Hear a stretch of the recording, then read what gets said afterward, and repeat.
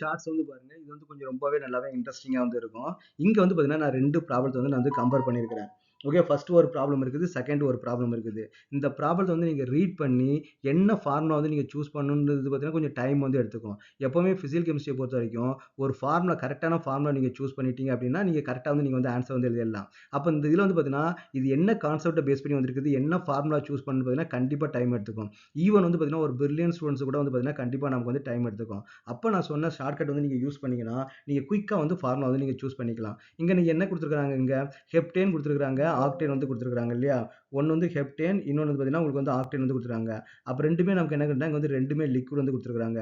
இங்க என்ன குடுத்திருக்காங்க? நான் வாலடைல் சொல்யூட். நான் வாலடைல் சொல்யூட்னா நமக்கு என்னது? இங்க வந்து சாலிட். ஓகே, இங்க வந்து என்ன குடுத்திருக்காங்க? சாலிட் வந்து குடுத்திருக்காங்க. Aqua solution. அப்ப இங்க சாலிட் எடுத்து நமக்கு வந்து லிக்விட்ல டிசால்வ் பண்ணியிருக்காங்க. இங்க 2 லிக்விட் வந்து டிசால்வ் பண்ணியிருக்காங்க. அப்ப 2 லிக்விட்க்கு நமக்கு என்னது? ரவுல்ட்ஸ் லா வந்து யூஸ் பண்ணணும். ஒரு லிக்விட்னா நம்ம காலிகேட்டிவ் ப்ராப்பர்ட்டிக்கு போயிரணும்.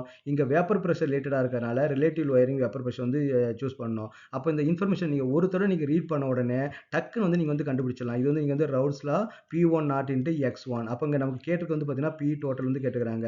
அப்ப P total which is equal to P1 plus P2 வந்து நீங்க ஈஸியா உடனே குயிக்கா வந்து நீங்க வந்து பண்ணிடலாம். அதே மாதிரி இது வந்து பாத்தீங்கன்னா ரிலேட்டிவ் லோயரிங் வேப்பர் பிரஷர். அப்ப P1 naught minus P1 divided by P1 not ஓகேவா which is equal to X1 வந்து பண்ணிருக்கலாம்.